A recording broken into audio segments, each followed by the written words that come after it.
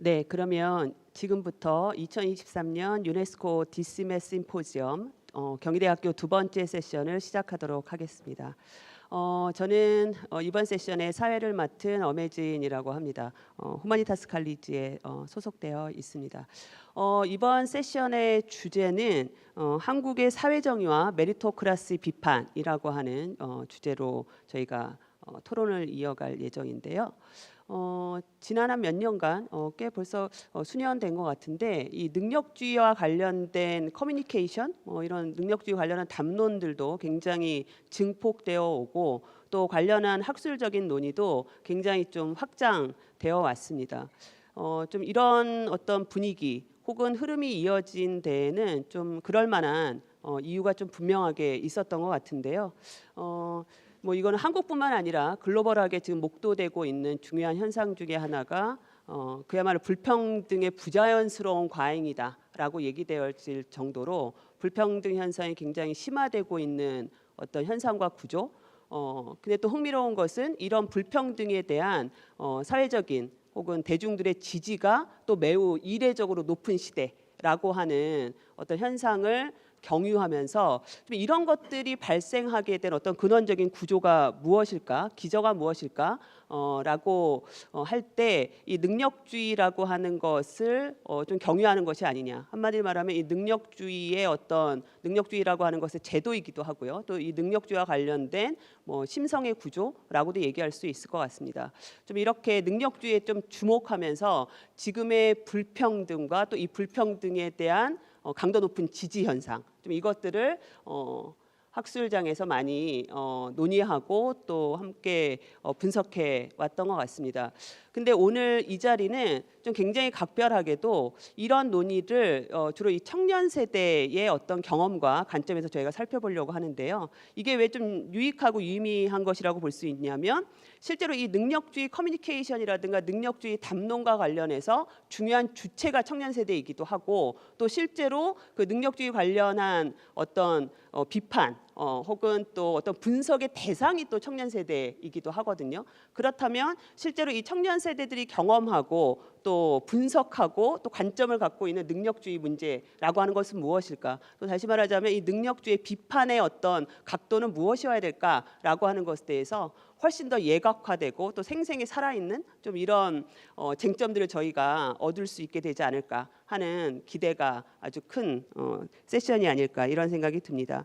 그래서 결과적으로 이 사회 정의와 관련해서 이 능력주의가 어떻게 이 사회 정의를 훼손하고 있는가 내지는 사회 정의를 새롭게 구성하고 있는가 뭐 이제 이런 것들에 대해서 오늘 좀 효과적인 어떤 비판의 쟁점 이런 것들을 저희가 함께 토론하고 또 생각해보는 그런 시간이 될 것이라고 기대하고 있습니다. 발표자분들을 먼저 좀 소개해드리도록 하겠습니다. 오늘 두 분이 발표를 맡아주셨는데요. 첫 번째는 전여진 학생입니다. 경희대학교 자율전공학부에 지금 현재 다니고 재학 중인 학생입니다. 그냥 인사만.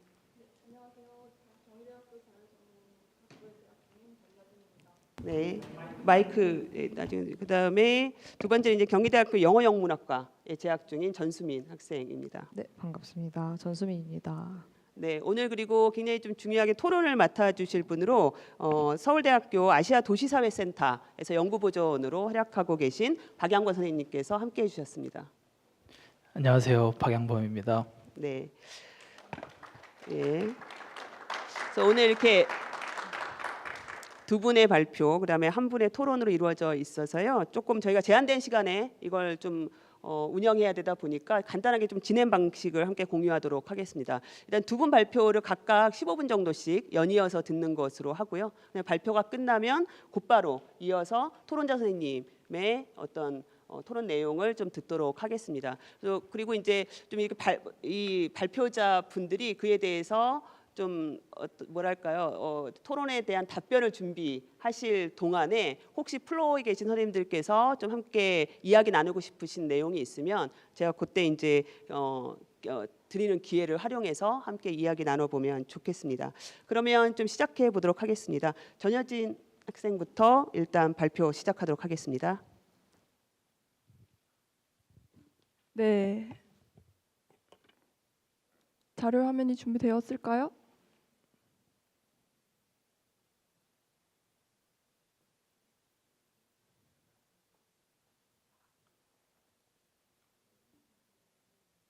저는 능력주의 주체이자 대상으로서 청년 세대의 시각으로 광고에서 능력주의적 시각을 포착해 보도록 하겠습니다. 그럼 발표 시작하겠습니다. 안녕하세요. 경희대학교 재학생 전여진입니다. 저는 오늘 여러분들과 한국의 광고에서 나타난 능력주의적 시각을 나누어 보고자 합니다. 저는 공익 광고와 커피 광고에서 자본 친화적인 능력주의가 자기 착취를 부추긴다는 점을 포착했습니다. 여기서 광고는 능력주의의 온상을 비추는 거울이자 능력주의의 문제점을 함구하고 있는 프로파간다였습니다. 여기서 저는 지금부터 제가 생각하는 능력주의가 결코 해답을 내놓지 못하는 지점들을 광고를 통해 살펴보도록 하겠습니다. 다음 슬라이드 부탁드릴게요.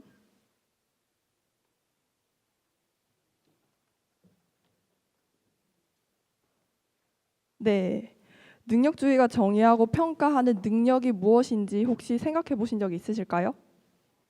제가 생각하기에 능력주의에서 능력이란 바로 직업이 될 만한 능력, 돈을 벌 수 있는 능력입니다. 공정을 키워드로 삼은 공익광고 3편을 통해 살펴보시죠.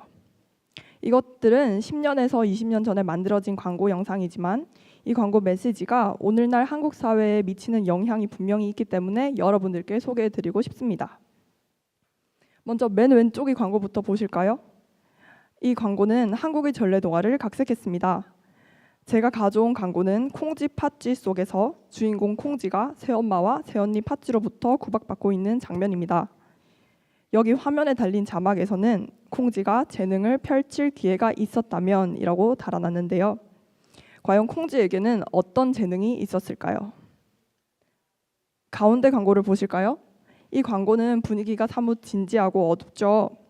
면접 자리인데요. 한 명의 지원자 앞에 5명의 면접관들이 앉아 있습니다. 근데 여기서 특이한 점은 모두 면접관들이 검은색 선글라스를 꼈다는 점입니다. 그리고 심지어 지원자를 쳐다보고 있지도 않습니다. 마지막으로 맨 오른쪽에 있는 광고에는 이런 자막이 달렸어요. 장애의 편견이 사라지면 행복을 굽는 숨은 달인이 보입니다. 이 광고에서는 장애인 제빵사 외에도 여성 조종사, 나이 많은 관리소장 등 다양한 숨은 달인을 소개해주고 있습니다. 자, 이제 다음 장면을 보실까요? 콩쥐는 꽃신 디자이너가 되었습니다. 그리고 면접관들은 검은 선글라스를 벗어 던졌고요. 공정한 경쟁은 편견 없는 시각에서 시작된다고 합니다.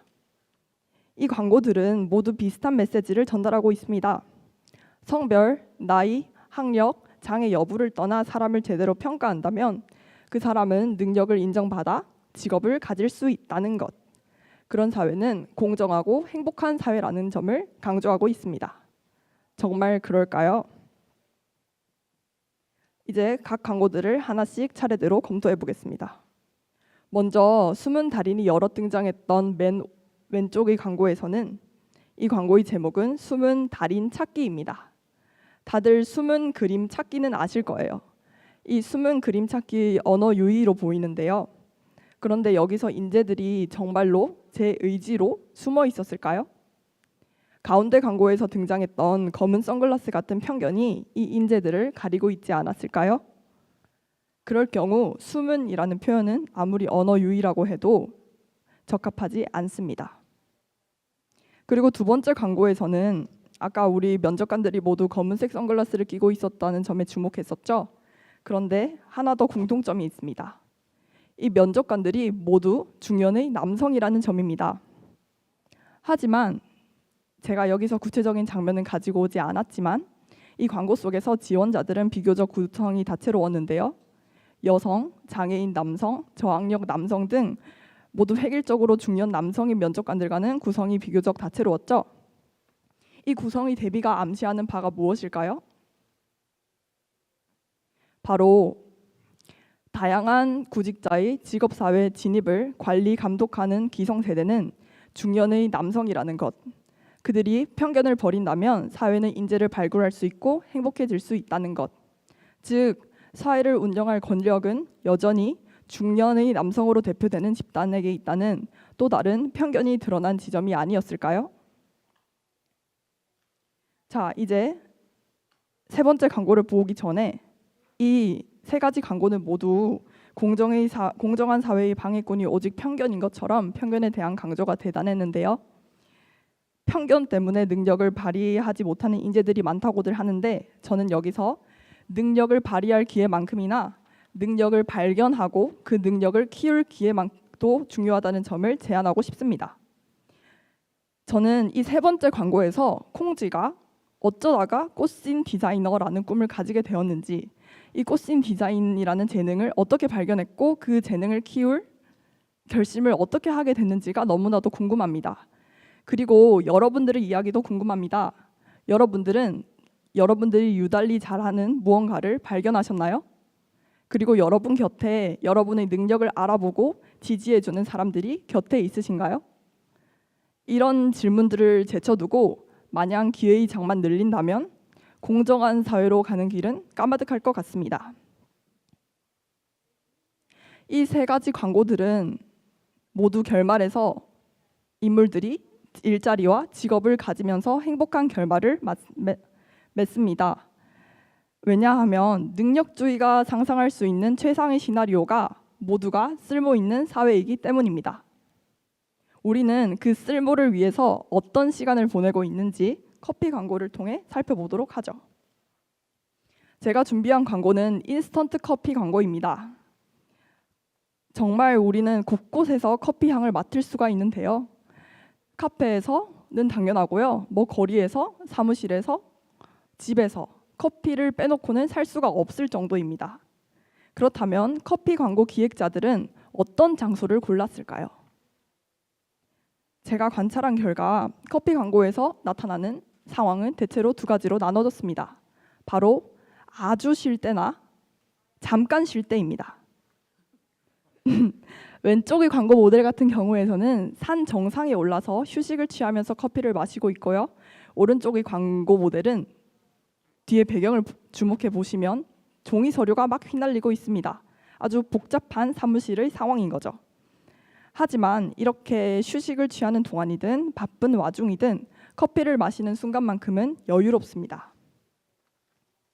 그런데 커피는 각성제인 것 다들 알고 계시나요? 커피에 함유된 카페인은 향정신성 약물로 졸음을 방지합니다. 커피를 즐기는 현대인은 언제 어디서나 졸음을 방지하는 약물을 복용하고 있는 셈이죠. 이런 각성제를 왜 휴식 시간에 마시는 걸까요? 휴식은 온전한 쉬는 시간이 아니라 노동을 위해 재충전하는 시간이 되었습니다. 혹은 자기 개발의 시간입니다. 여러분들도 이런 말 많이 들어보셨을 거예요. 남는 시간을 때우고 자투리 시간을 유용하게 써야 한다. 이렇듯 능력주의는 쉼을 결코 허락하지 않습니다. 이렇게 자기 개발하느라 바쁜 현대인의 삶을 단적으로 드러내는 광고가 있습니다. 오늘은 셰프, 내일은 러너, 주말엔 목수. 커피 덕분에 본캐부터 부캐까지 하고 싶은 많은 것들을 할 수 있다는 광고가 여기 프레젠테이션에 나와 있는데요. 여러분들도 이렇게 각성제를 들이키면서 부캐를 서너 개씩 갖는 삶을 원하시나요? 그 어느 시대 때보다 스스로를 브랜드화해서 스펙을 쌓고 자기 가치를 높이는 일에 열중하는 현대인들에게 자기 만족은 어려운 일입니다. 만족도 어렵고 자기란 개념도 사실 혼란스럽습니다. 왜냐하면 자기라는 브랜드를 판매하기 위해 스스로 누구인지 정확하게 알고 있어야 하지만 자기는 능력주의 시장에서 평가받으면서 만들어집니다. 그리고 적나라한 평가 결과를 받기 때문에 불안해지죠. 부족함을 발견하고 스스로를 개선시키고 발전시키려고 끊임없이 노력해야 하기 때문입니다. 이 집념은 역설적으로 스스로를 갉아먹는 자기 소진으로 이어집니다. 커피에 이렇듯 쉼의 이미지와 노동의 이미지가 겹쳐 있습니다. 우리가 잠깐 숨 돌릴 틈에 마셨던 커피는 몸의 이완을 방해하고 휴식을 틈을 메워 노동의 시간으로 바꿔버리는 등 기대와 전혀 다른 작용을 하고 있을지도 모릅니다. 커피를 마시는 행위를 수혈이라고 표현할 정도로 커피에 의존해서 하루를 보내시는 분들이 정말 많은데요. 우리 생활 방식이 그렇게 바뀐 만큼 이렇게 커피를 마실 수밖에 없게 된 상황을 한번 재고해 봐야 되지 않을까요? 능력주의에서 시간은 가치를 창출하는 과정이어야 하며 여기서 자본은 그 생산 가치가 담겨진 보상입니다. 커피는 시간과 자본을 능력주의적으로 해석하도록 권장하고 있습니다. 깨어있는 시간에 대한 갈망, 그 시간에 무언가 의미 있는 일을 하고 있어야 된다는 강박 속에서 현대인은 계속해서 커피를 찾게 됩니다. 저는 한국의 공익광고와 커피 광고를 살펴보면서 능력주의가 우리 사회의 명쾌한 해답이 될 수 없는 이유들을 제시해드렸습니다.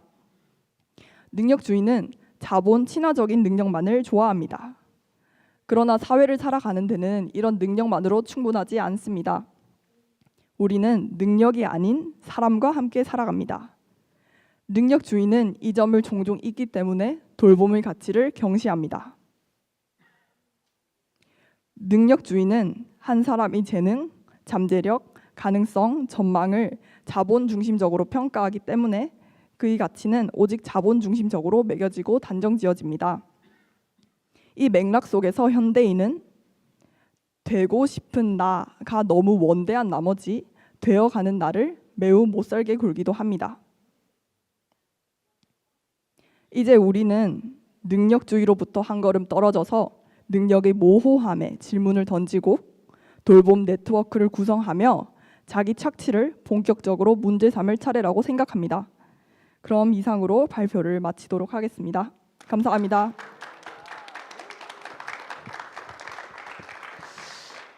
예, 너무너무 흥미로운 발표였던 것 같습니다. 예, 조금 아까 처음에는 제가 가르치고 있는 학생이다 이런 얘기를 안 했는데 이제는 해도 될 것 같은 느낌.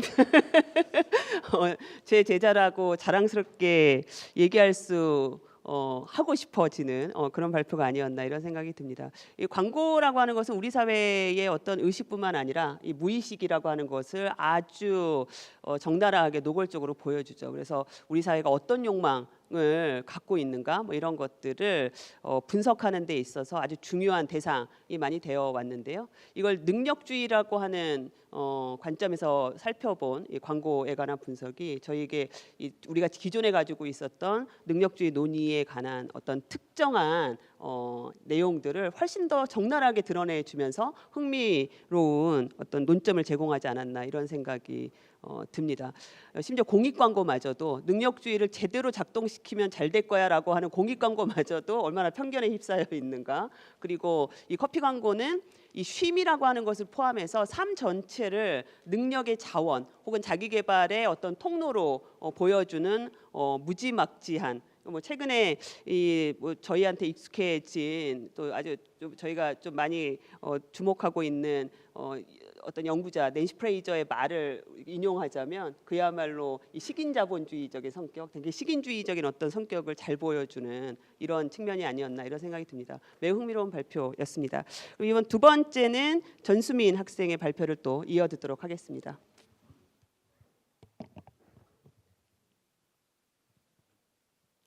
네, 안녕하세요. 한국 젠더 갈라치기 포퓰리즘과 능력주의의 동원이라는 주제로 청년 세대 능력주의 비판 세션을 맡은 전수민입니다.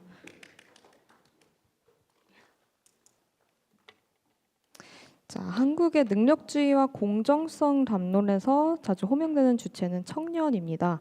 여기서 청년은 경쟁을 내면화해서 공정성에 민감하고 평등을 일종의 제로섬 게임 혹은 파이 나누기로 이해하는 집단으로 묘사됩니다. 그러나 청년은 하나로 묶일 수 없는 다양성과 이질성을 함께 지닌 집단입니다.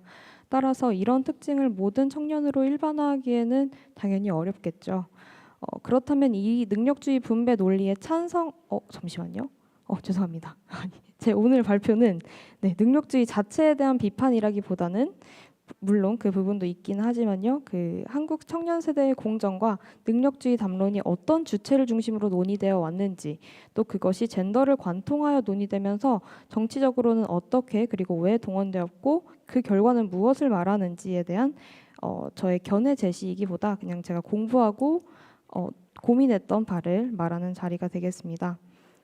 이제 먼저 여기 계신 엄혜진 교수님의 페미니즘 능력주의 비판 논문을 논문은 제가 공부를 하면서 그리고 이번 발표를 준비하면서 많이 참고했던 논문이라서 가져왔고, 여기에서 진행된 논의는 뒤 아이리스 영의 정의론 설명과 밀접함으로 뒤에서 다루기로 하겠습니다. 앞에 보이시는 이대남 이대녀, 그리고 층간소음에 흉기 휘두른 남성, 출동한 여경은 현장 벗어났다, 이준석 젠더 갈등 놔두면 망국적 갈등 될 것, 이렇게 이제 앞서 20대 대선에서 쓰였던 젠더 갈라치기 프레임과 그 두 가지 기사 헤드라인의 경우에는 저희 그 한국 사회에서 능력주의 그리고 젠더를 관통하면서 얘기되었던 능력주의가 어떤 양상을 보이는지 잘 보여주는 헤드라인이어서 가지고 왔는데요. 네, 이 부분에 대해서 뒤에서 다시 설명하도록 하겠습니다. 아까 말씀드렸듯 능력주의와 공정성 담론에서 호면되는 주체는 청년입니다. 근데 이 능력주의 분배 논리에 찬성하는 집단은 누구일까요? 한국여성정책연구원의 청년세대 공정과 젠더의식 조사에 따르면 사실상 능력주의에 기반한 분배 논리를 지지하면서 결과의 책임은 개인에게 있다고 보는 집단은 중상위 소득, 고졸 이상, 청년, 남성, 엘리트 남성이었습니다.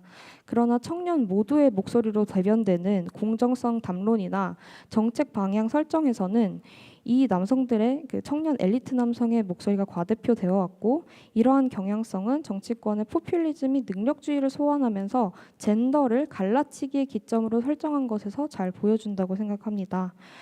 실제로 청년 여성의 경우에는 능력주의와 불화하지는 않지만 공정사회 기준에 대한 응답으로 차별이 되지 않는 사회를 1순위로 꼽았고, 청년 여성의 공정의식은 소득으로 분류를 했을 때 고소득 남성보다는 저소득 남성과 비슷한 것으로 나타났습니다. 슬라이드에서는 청년 세대 공정사회 기준 그림을 가져왔는데요. 청년은 그것과는 다르게 차별이 되지 않는 사회를 공정사회 기준으로 뽑은 것에 대한 인식이 그 기성세대에서는 크게 드러나지 않습니다. 그렇다면 청년 세대의 공정 기준이 이렇게 차이에 민감한 이유가 무엇일까요? 어째서 공정이 제로섬처럼 느껴지게 되는 것일까요? 그 페미니스트 정치 철학자 아이리스 마리온 영의 능력주의 비판에 따르면 그는 기존의 분배 패러다임이 권력과 권리와 같은 사회 가치적 요소까지도 재화로 인식되어서 분배할 수 있는 것으로 본다고 비판했습니다. 이것의 문제점은 권력 구조를 소유물의 형태로 이해하게 만들기 때문에 이 가치들의 제도적이고 사회적인 기반을 감추는 것입니다. 따라서 정의를 몫으로 보는 정체에서 벗어나야 하고, 권력과 지배를 분배, 정형, 그러니까 어떻게 가질 수 있는 것이 아니라 과정적으로 파악하는 사고가 필요하다고 보았습니다. 이 과정에서 특히 능력주의가 어떤 권력을 분배함에 있어서 그 제도적 맥락, 그러니까 의사결정 과정, 미디어 영향력, 문화적 가치 부여와 같은 그런 구조적 차별을 식별해야 된다고 지적을 했는데요. 저는 이 논의가 개인적으로 지금의 공정 담론이 왜 제로섬처럼 느껴지는가에 대한 타당한 설명을 해주고 있다고 생각해서 가져왔습니다. 이러한 영의 능력주의 비판을 읽고서 우리 사회 젠더 갈라치기 포퓰리즘을 돌이켜봤을 때 이것이 능력주의를 동원하여 이루어진다는 생각을 했습니다. 특히 이것이 전면적으로 드러난 것이 20대 대선이었는데요. 대한민국 대표 보수정당 국민의힘 당대표 이준석과 그를 비롯한 많은 정치인들은 그 정도의 차이는 있으나 실력주의를 전면에 좀 앞세우면서 구조적 차별은 없다고 말했습니다. 특히 국민의힘 소속으로 20대 대통령에 당선된 윤석열 대통령은 대선 후보 때 그 언론과의 인터뷰에서 젊은 사람들은 여성을 약자로 생각하지 않는다. 더 이상 구조적 성차별은 없다. 차별은 개인적인 문제다. 여성은 불평등한 취급을 받고 남성은 우월적 대우를 받는다는 것은 옛날 얘기라고 말한 바 있는데, 이후에 이제 내각 구성의 편중을 지적하는 기자의 질문에는 이제 그 전에 그 공직 사회에서 예를 들어 내각의 장관이라고 하면은 그 위치까지 여성이 많이 올라오지 못했다. 공정한 기회가 적극적으로 보장되기 시작한 게 오래되지 않았다고 말하면서 구조적 성차별을 인지하는 발언을 했습니다. 이는 영이 우려했던 기존 분배 패러다임의 오류와 능력에 의한 분배 논리와 맞아 떨어지며 구조적 차별을 인지하면서도 선거 전략으로 그 존재를 외면했다고 읽을 수도 있습니다. 그런가 하면 그 국민의힘 당대표 이준석은 공개 오디션 형식으로 국민의힘 당 대변인을 선발하는 나는 국대다라는 토론 배틀을 개최한 바 있습니다. 이는 압박 면접 그리고 토너먼트 16강 토너먼트로 이루어졌는데요. 이는 문화사회 맥락 안에서 역사적으로 자리 잡은 좀 구조적 차별을 지우고 기회의 공정만을 내세워서 일률적으로 평가하는 능력주의 선발 방식으로 볼 수 있겠습니다. 이러한 방식의 지위 분배는 영이 지적했듯이 권위와 심사자의 권위와 공정성 의심 그리고 분배 패러다임 아래서 권력을 놓아서 소유물화 한다는 것, 압박 면접과 토너먼트라는 획일화되고 주관적인 평가 방식이라는 점에서 비판 가능하다고 생각합니다. 더욱이 우려되는 점은 이 토론 배틀의 성과가 이제 청년 남성 정치인의 스펙으로 사용된다는 점인데요. 2022년 지방선거에서 이제 관악구 구의원이 된 그 최인호 의원의 경우에는 자신의 스펙으로 토론 배틀 16강 진출자라는 타이틀을 올렸습니다. 문제가 되는 것은 그가 공약으로 이제 관악구 허위 예산 삭감으로 관악구 성범죄 방지 예산을 전액 삭감하겠다라고 밝힌 것입니다. 이는 관악구 전체의 예산에서는 굉장히 적은 부분을 차지하는 것으로 사실상 그렇게 큰 의제가 아님에도 이것을 전면적으로 자신의 SNS에 올리면서 그의 지지 기반을 좀 더 공고화하는 데 쓰였다는 점에서 이런 젠더 갈라치기 포퓰리즘이 과연 우리 사회가 좀 더 나은 방향으로 나아가고 있을까라는 점을 다시 의문하게 하는 그런 부분이라고 생각합니다. 이러한 일련의 사례만 보더라도 한국 사회에서 능력주의가 정치권에서 호명되는 방식은 문제적입니다. 그리고 이것이 포퓰리즘에 동원되는 경향이 보이는데 이러한 능력주의 문제점에도 불구하고 이것이 대중에게 먹혔던 이유는 20대 대선이 이루어졌던 2022년의 배경과 밀접하게 연관이 되어 있지 않을까 생각합니다. 한국 포퓰리즘의 성장은 전반적인 불안과 불만 그리고 미디어 환경의 변화에 기인한다고 생각을 하는데 덧붙여 코로나 팬데믹이 불러온 개인의 파편화의 극대화를 생각하면 당시 유권자 전반이 그리고 소셜미디어를 적극적으로 이용하는 유권자 즉 청년 유권자가 이러한 혐오 기반 정동 정치에 매우 취약했음을 고려할 필요가 있습니다. 여기에 나온 디지털 포퓰리즘 시대의 자동 민주주의와 대중이라는 논문은요. 이 상황을 아주 잘 설명하고 있다고 해서 가지고 온 논문인데요. 여기에서 배국인 교수님은 소셜미디어 플랫폼을 이용한 정동 정치가 개인의 자발성을 교묘하게 활용하는 자동 민주주의의 비중을 높인다고 보았습니다. 즉 디지털 세상에서 대중은 현실제의 모음으로 존재하는 것이 아니라 파편화된 데이터로서만 존재를 하고 이러한 상황에서 개인은 정치적으로 기술된 혐오를 자신의 것으로 쉽게 내면화하고 현실의 정치가 아닌 감정의 정치에서 정치적 효능감을 느끼는 수동적 민주주의에 동원되고 만족하고 있지 않은가라고 얘기를 하는 것인데요.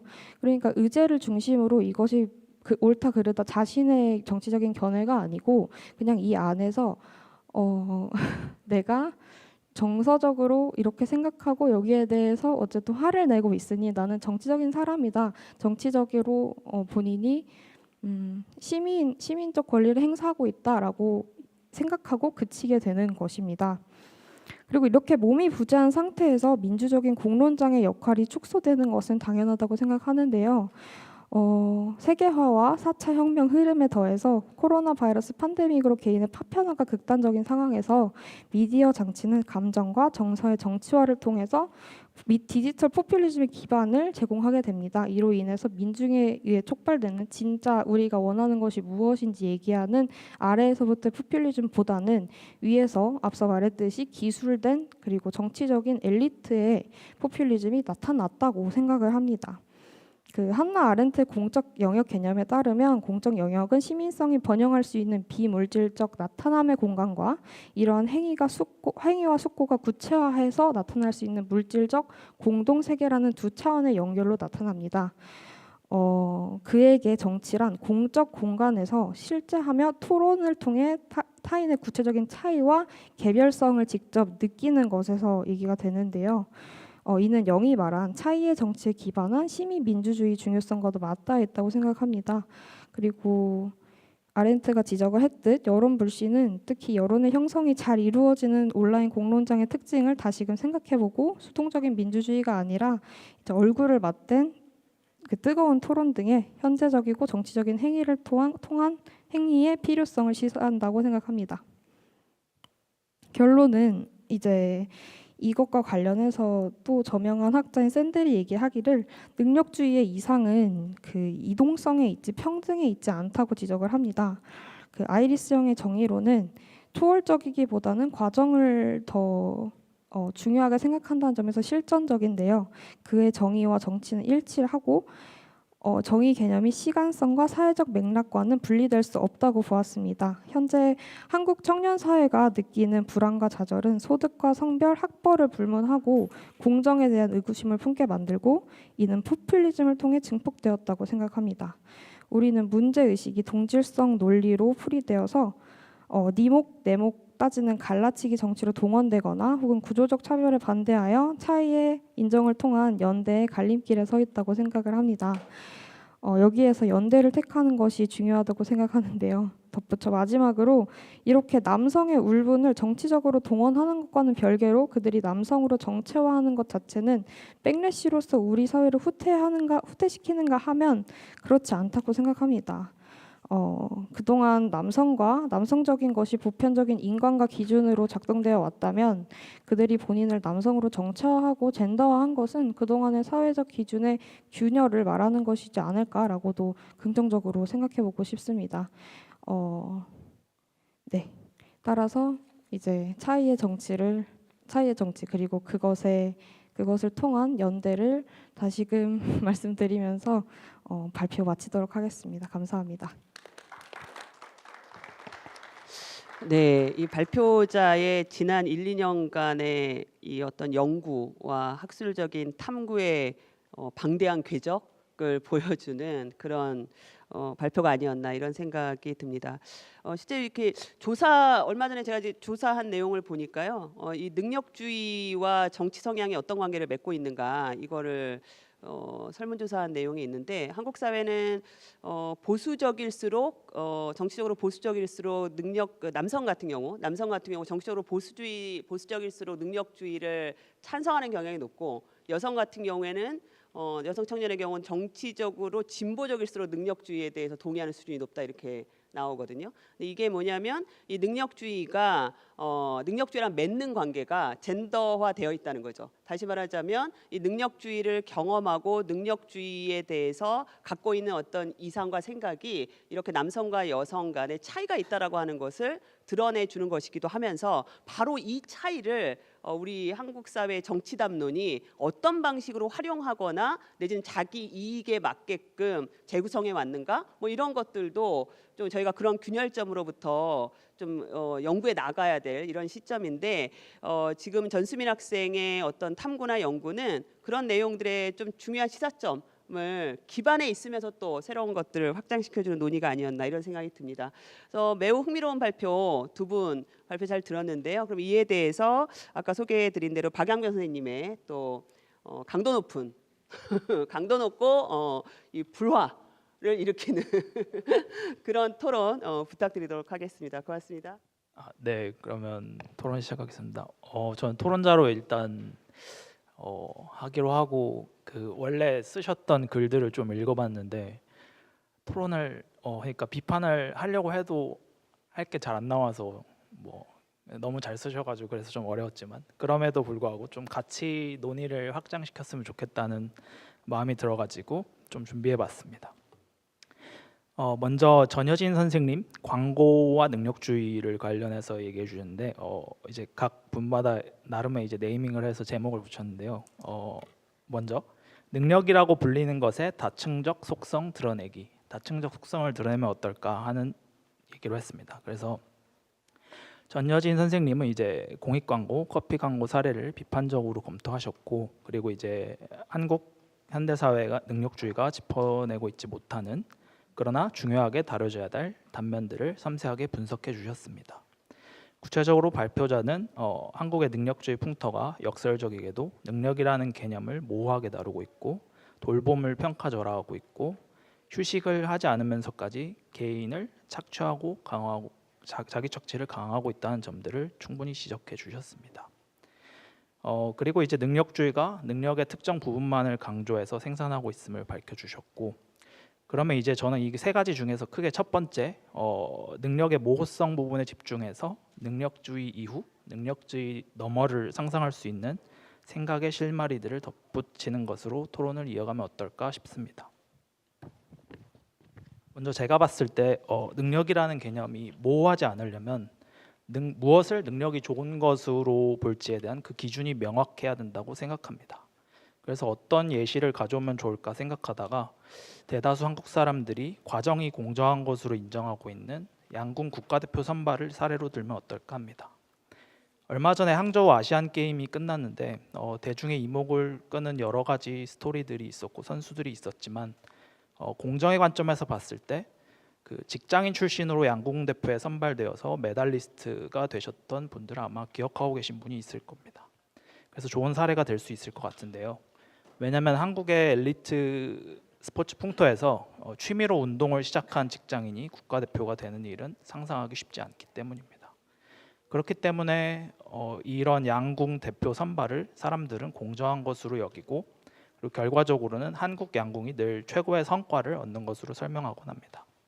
그러나 이를 이제 한 번 더 비틀어서 생각해 보면, 이는 이제 양궁이라는 스포츠가 가진 물질적인 속성 자체가 기존에 존재하는 여러 집단의 복잡한 정치적 이해관계를 배제할 수 있을 만큼이나 활 쏘는 사람의 능력에 대한 명확한 기준을 제시하고 있고, 그리고 많은 사람들이 그것의 결과에 승복을 할 수 있기 때문입니다. 다시 쉽게 말하면 관역의 정중앙에 가깝게 맞출수록 점수를 많이 얻잖아요. 그래서 이제 이런 사회에 속한 안정된 그 합의를 바탕으로 이루어지기 때문에 과정과 결과가 모두 공정하고 능력주의적으로 운영된다고 하더라도 존중받기 쉽고 잘 유지되고 있는 것 같습니다. 하지만 제가 봤을 때 사회는 좀 다릅니다. 사회는 개인마다 그리고 속한 집단마다 무엇을 관역의 10점으로 생각하느냐가 다릅니다. 그래서 현행의 능력주의만을 바탕으로 운영되는 데는 근본적 한계가 있습니다. 발표자분께서 잘 말씀해 주신 것처럼 현대 한국 사회의 능력주의는 다른 종류의 10점이 있다는 것을 고려하기보다는 효율성 논리에 따른 한 줄 세우기에 가깝다고 볼 수 있습니다. 자본 친화적이라고 말씀해 주셨죠. 그리고 이제 이것이 정당화되는 과정에서는 여러 다른 종류 가능한 가치들이 의도적으로 모호해지고 은폐되곤 하는 것입니다. 그래서 저는 하나의 강력한 논리만이 정답처럼 여겨지는 대문자 능력을 소문자 능력들로 해체하고, 그리고 그것이 지닌 다층적 속성을 드러낼 필요가 있다고 생각합니다. 그리고 그것을 굳이 능력이라고 이름 붙일 필요가 있을까 싶은데요. 그래서 그거를 다른 이름으로 붙이는 실천 또한 필요하다고 생각합니다. 그래서 저는 이제 발표자분과 함께 질문을 풀어가면 좋겠다고 생각을 하고 질문을 먼저 하겠습니다. 현재 한국 사회 능력주의가 능력으로 부르는 것들이 발표자의 주장대로 돌봄의 가치를 삭제하고 개인의 자기 착취를 강화시키고 있다면, 그러면 능력이 어떤 가치로 대체될 때, 어떤 이름으로 다시 불릴 때 이런 것들이 제자리를 찾을 수 있을까요? 그다음 바로 이제 그다음 이제 전수민 선생님에 대해서 이제 발제문을 준비했어요. 이것도 이제 이름을 붙였는데 저는 이제 정체성 정치 그리고 차이의 정치에서 실천의 정치로라는 제목을 붙여봤습니다. 먼저 이제 발표자분은 청년 젠더와 관련한 담론이 이제 한국의 정치권에서 어떻게 능력주의와 결부돼서 이용되는지를 비판적으로 바라봐 주셨고, 그리고 이제 여러 정치 철학자들의 정의론을 바탕으로 제도권 정치가 어떻게 청년과 공정이라는 키워드를 연결해서 사용하고, 그리고 특정 집단을 과잉 대표하고 있는지를 잘 분석해 주셨습니다.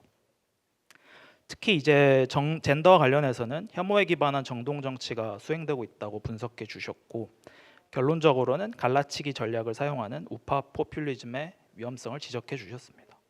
그리고 이제 결론으로는 포괄적 사회로 나가기를 제안해 주셨는데요. 저는 이 중에서도 젠더와 관련된 논의를 좀 집중을 해서 어떻게 하면 실천의 정치를 상상할 수 있을지 한번 같이 토론을 만들어 가보자 합니다. 이것을 지금 현상을 얘기하기 위해서는 결국에 과거로 많이 돌아갈 필요가 있다고 생각이 들었는데요. 먼저 한국 사회 젠더에 관한 백래시, 역차별 논의를 제대로 이해하려면 대통령 직선제를 얻어내면서 형식적 의미에서 정치적 민주화를 달성한 1987년, 그러니까 외국 분들도 있어서 좀 더 구체적으로 얘기하면 6월 민주항쟁이라고 번역해 주시면 될 것 같습니다. 그래서 그렇게 올라가야 된다고 저는 생각을 해요. 그리고 이 6월 민주항쟁 이전까지는 민주진영에서조차도 큰 파도가 몰아치는데 한가하게 해변에서 노닥거릴 수 없다, 이런 식으로 여성에 대한 구조적 폭력에 관한 문제들을 우선순위 바깥으로 계속 밀어내곤 했습니다.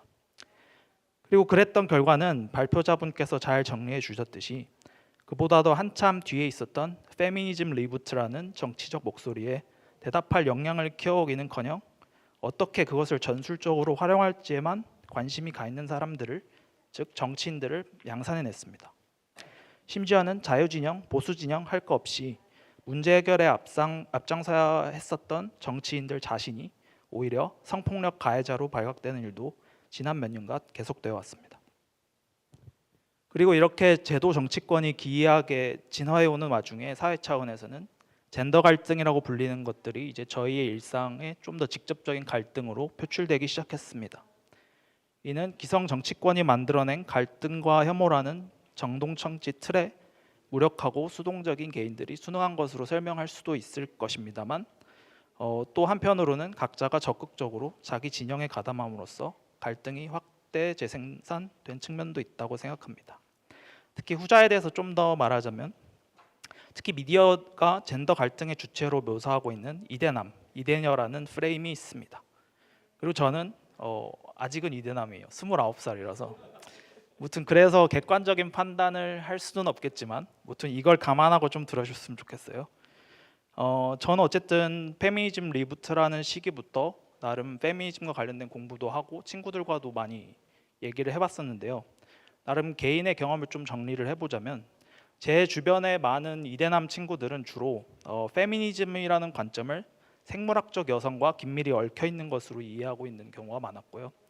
그리고 이 수보다는 현저히 적긴 하지만 여성분들께서는 이제 만약에 자신이 생물학적 남성으로 태어났었더라면 아마 페미니즘을 공부하지 않았을 것 같다라고 솔직하게 말씀하는 친구들도 있었습니다. 그리고 토론자는 저는 이제 젠더와 관련해서 이러한 정체성에 기초한 정치보다는 오히려 가치의 실천 측면에서 조금 더 의미를 부여하는 것이 한국의 사회정의 실현에선 좀 더 도움이 되지 않을까 싶습니다. 제가 이해하는 페미니즘은 사회적 다양성의 증진을 그 방향으로 하고 있고요. 그리고 이 관점에서는 이러한 다양성이 증진되는 과정에서 발생하는 여러 갈등, 충돌, 그리고 우발적인 결과, 그리고 진한함, 이런 전부까지도 포함하는 것을 의미한다고 생각합니다. 그리고 이제 발표자가 결론으로 제시해 주었던 것처럼 포괄적 사회, 포용적 사회로 나아가기 위해서는 결국 저는 연대가 중요하다고 생각합니다. 그리고 연대는 성질이 비슷해서 가능한 게 아니라 오히려 다르기 때문에 가능하고 또 의미 있다고 생각하고요. 그리고 한편 현실 정치는 이제 능력치를 활용하는 정치인들을 생각해 보면 수익과 이제 위험이 서로 1대1로 거래될 것처럼 설명하고 하지만, 사실 저희가 생각해 보면 노력해도 그것이 답이 아니라는 것을 이미 청년들은 많이 알고 있거든요. 그래서 이렇게 어쩌면 지금 우리가 맞닥뜨리고 있는, 말로는 설명할 수 없지만 몸으로는 느끼고 있는 이런 능력주의에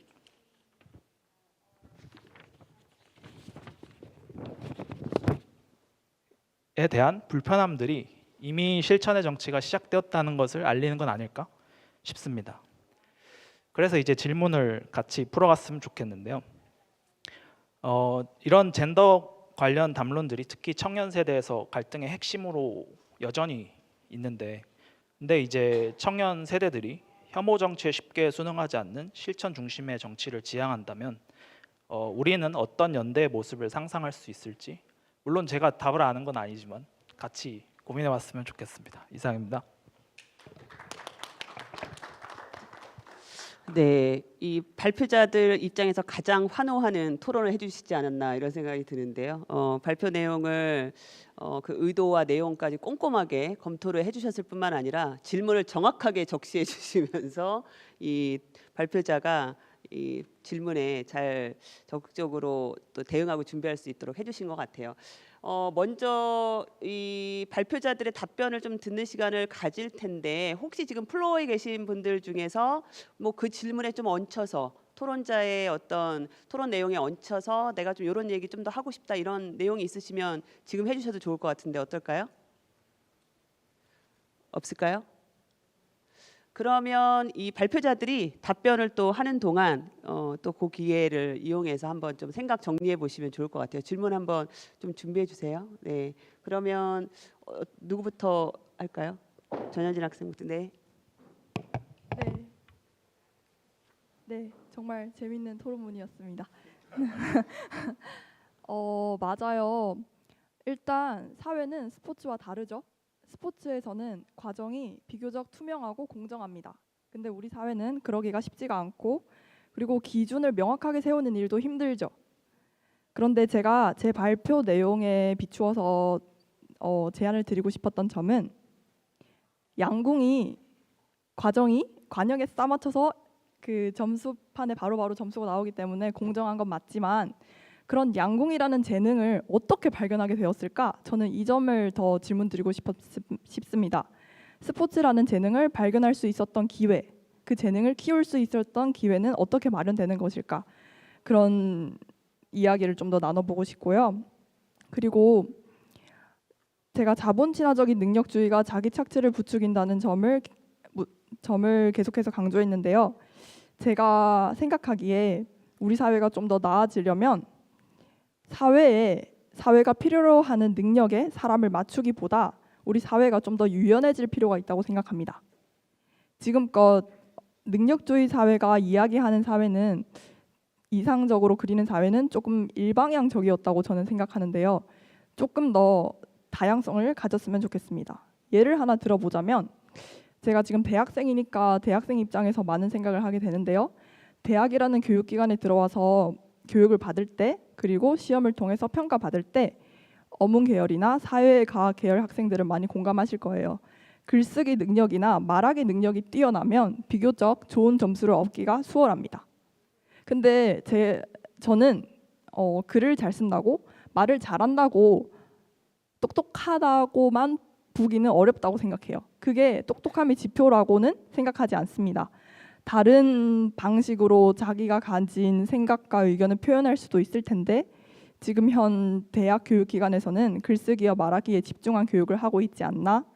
이게 또 능력주의가 이상사회로 바라보는 하나의 획일적인 능력이 아닐까 하는 생각이 듭니다. 그래서 조금 더 그 사람이 어떤 재능을 가지고 있든 그 재능이 그 능력이 좀 더 발휘될 수 있도록 사회가 유연해졌으면 좋겠습니다. 네. 어떻게 보면은 이 능력주의와 관련해서 가장 활발하면서도 가장 기초적이며 원초적으로 논쟁이 진행되어 왔던 내용을 또 저희가 오늘 확인하고 있는 것과 다름없는 것 같은데요. 그러면 능력이 뭐냐?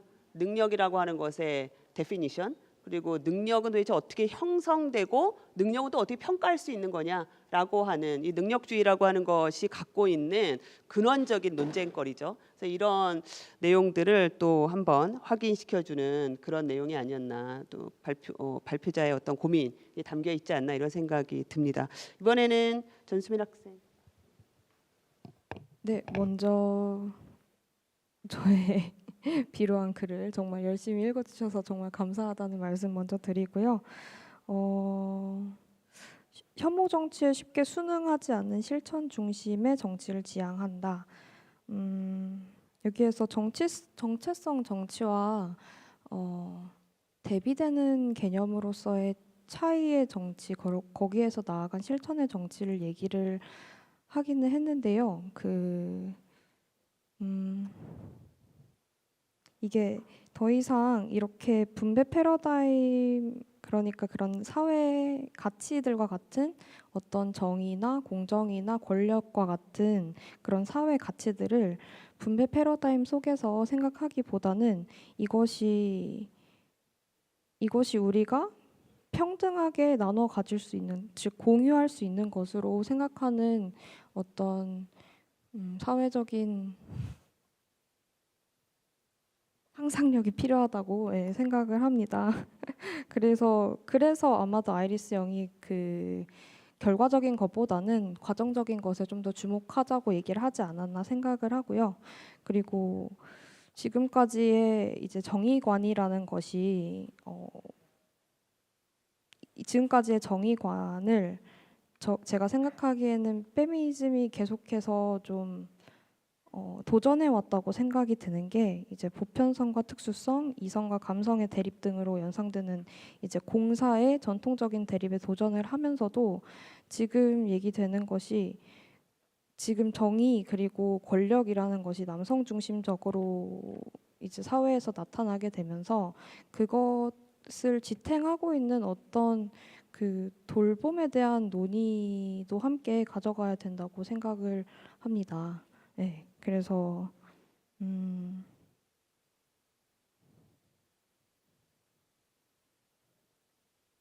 네, 그래서 지금까지의 평등이라고 얘기되는 거는 남성을 기준으로 해서 그리고 어떤 획일적인 가치 기준에서 평등이라고 얘기되어 온 것이었는데 그래서 그러면 차이가 있으면 우리는 같아질 수 없느냐? 평등과 차이에 대한 경합 이런 것들에서도 조금 더 벗어날 필요가 있고 그리고 평등이라는 것이 어떤 한 불편부당한 어떤 동일성의 논리에서만 얘기되는 것이 아니고 좀 다층적으로 아까 그 전여진 학생이 말씀해 주셨듯이 좀 다층적으로 생각해 볼 수 있지 않을까.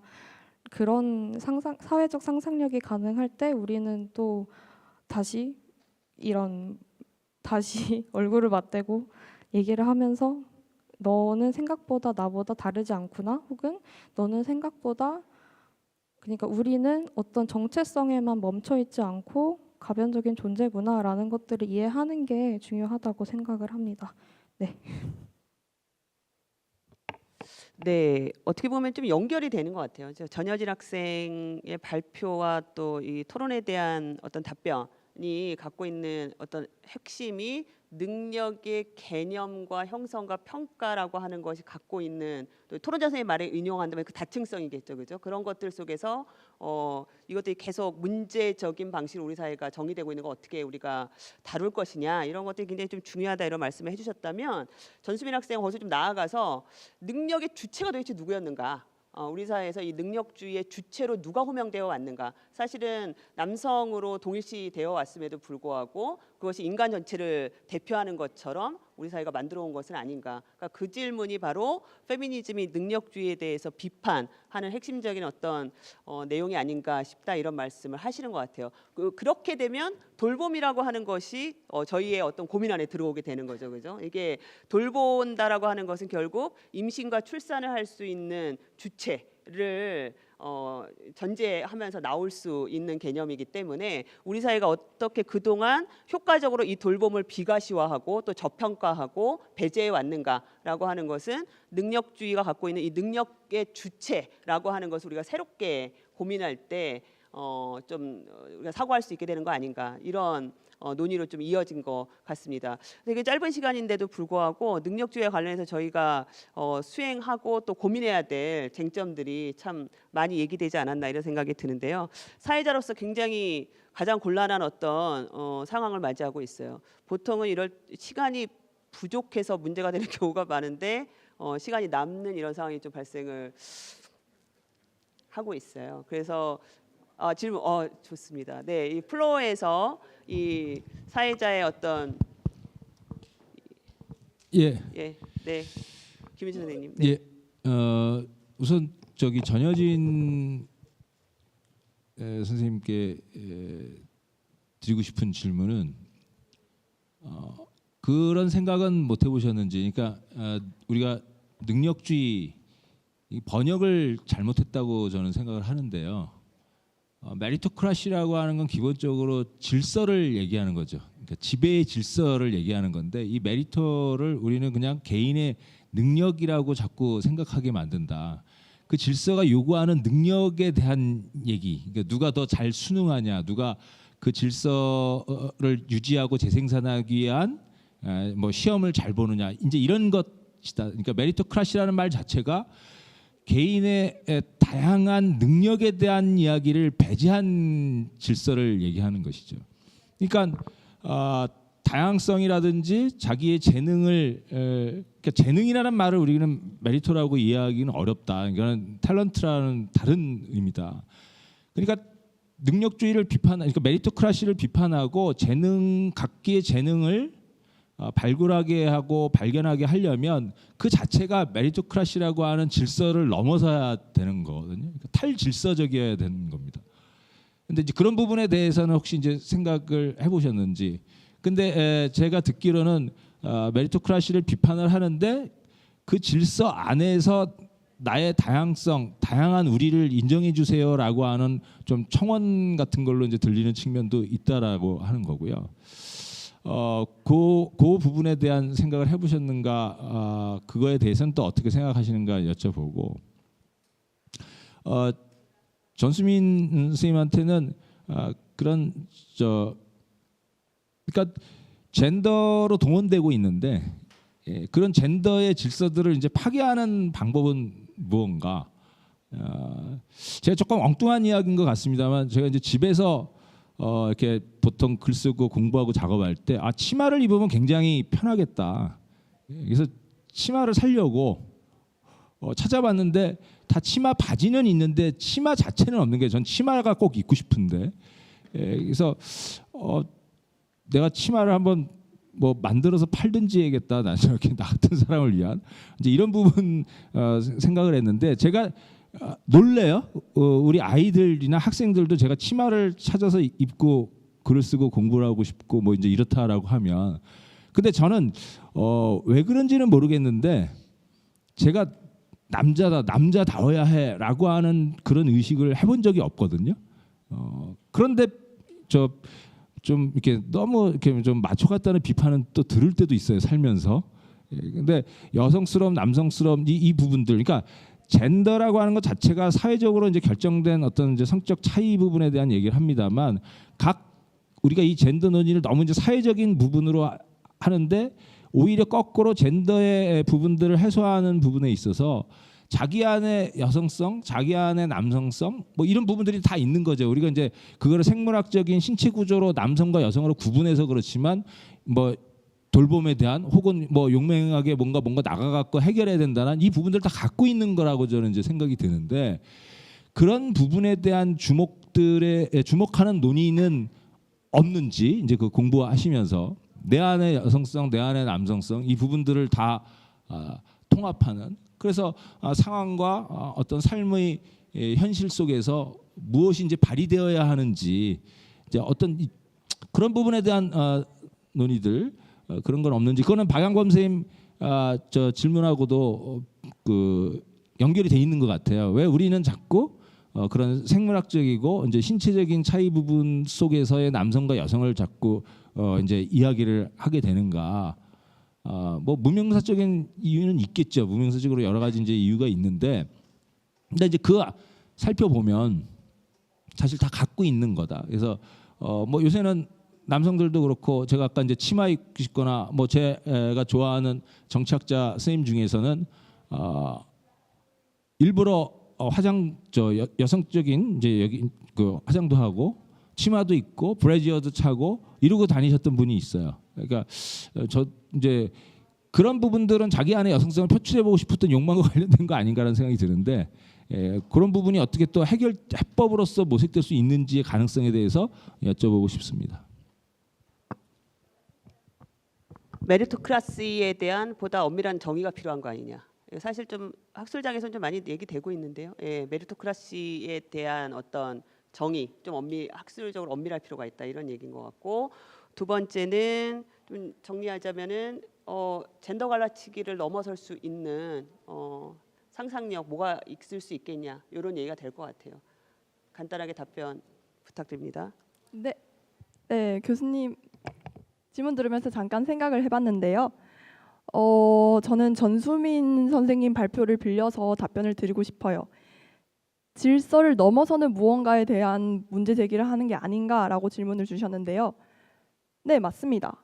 전수민 선생님께서 권력의 주체가 누구인지 한번 다시 재고해 보자고 했는데 저 역시 질서는 누가 정했는가? 질서를 정하는 사람은 누구인가에 대해서 그런 질서를 우리가 따르고 있는데 우리가 자연스럽게 따르고 있는 질서를 정하는 주체들은 누구인지에 대해서 계속 논의를 이어가고 싶고요. 그리고 우리 사회의 능력주의라는 용어가 메리토크라시에서 번역이 조금 문제가 있었을 수 있다는 가능성을 제기하셨는데 그렇다고 하더라도 현재 우리 사회에서 능력주의가 받아들여진 방식이 능력을 잘 발휘해서 자본 친화적인 능력을 잘 발휘해서 뭐 성공하자 이쪽이었다면 우리 사회가 받아들이는 방식이 이쪽이었다면 그 본국에서 전하는 메리토크라시와는 조금 의미 차이가 있다고 하더라도 우리 사회의 맥락에서 통용되는 또 다른 의미가 있기 때문에 꼭 본국의 의미와 맞추려고 용쓰지 않아도 될 것 같습니다. 네. 그리고 다양성을 청원하는 발표라고 제 발표에 대한 감상을 들려주셨는데요. 네, 맞습니다. 저는 다양성을 계속 얘기할 수밖에 없어요. 다양성을 얘기해야지 그러면 마음속에 숨기고 있을 수만 없으니까 이런 자리에서 계속해서 이야기를 함으로써 우리가 다양성에 대해서 조금 더 진지하게 고민을 해보고 이걸 어떻게 실천할 것인지 그 다양성이라는 게 도대체 말뿐인 다양성이 아니라 어떻게 해서 실천할 수 있을지 계속해서 논의가 나올 것이기 때문에 네, 저는 다양성에 대해서 이야기를 할 것이고 오늘도 이야기를 했습니다. 감사합니다.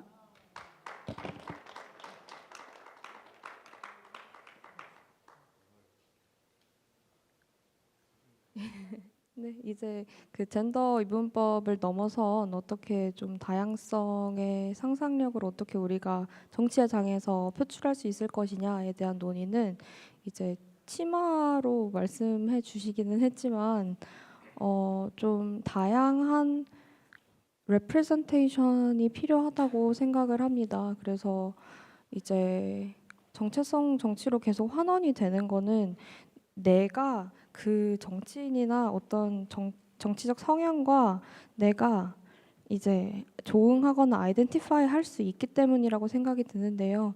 그래서 특히 권력이나 이런 어떤 공적인 영역에서의 레프레젠테이션이 여러 가지가 있게 된다면 그 개인 자체도 본인의 다양성을 표출하고 거기에서 내가 어떤 성별적인 것으로 환원되지 않고 조금 더 많은 다양성 그리고 선택할 수 있는 옵션들이 늘어나지 않을까. 그렇게 되면 편견에서도 조금 더 자유로워지고 이제 권력을 공유하는 것에 대해서 덜 거부감을 느끼지 않을까 생각합니다. 감사합니다. 네, 애초에 제가 질문을 던질 때 이제 같이 답을 하자고 했으니까 반박보다는 좀 첨언하는 방식으로 답도 다시 하겠습니다. 먼저 이제 전여진 선생님 논의에 대해서 저도 이제 양궁적인 논리가 사회에 적용되지 않는다고 생각하기 때문에 동의하고요. 그리고 이제 한국 사회에서 막 인재라는 말을 많이 쓰잖아요. 근데 이제 인재라는 말도 생각해 보면은 제목이라는 뜻이잖아요. 그러니까 제라는 말이 한자로. 그래서 어딘가에 쓰여야 될 대상으로 아마 사람들을 생각하고 그게 아마 메리토크라시에서 말하는 일종의 논리인 것 같고 그 안에 이제 뭐 젠더적인 것도 있고 여러 가지 복잡하게 들어가 있는 것 같다는 생각이 들었습니다. 그리고요.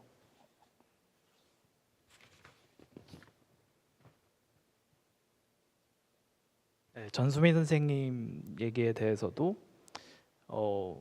당연히 공감하고요.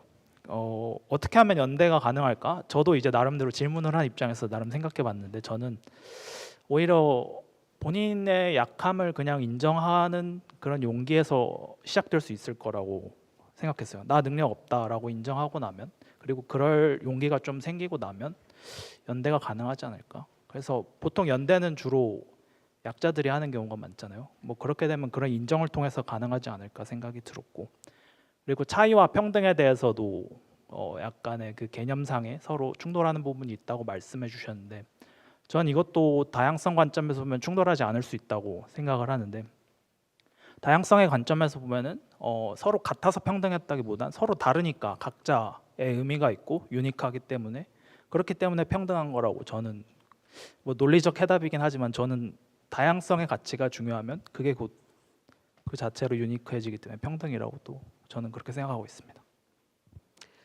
네, 이게 사실 능력주의가 오늘날에는 약간 거대 담론처럼 사실 굉장히 부피가 큰, 사이즈가 굉장히 큰 어떤 논의 주제인데요. 오늘 이 자리에서는 그럼에도 불구하고 그 위험과 그다음에 또 곤란을 넘어서서 되게 좀 흥미로운 발표와 토론으로 이어지지 않았나 이런 생각이 듭니다. 도전적으로 또 저돌적으로 발표해 주신 두 분 선생님, 그다음에 또 꼼꼼한 토론해 주신 선생님 덕분이 아니었나 이런 생각이 듭니다. 그럼 이것으로 이번 세션 마치도록 하겠습니다. 고맙습니다.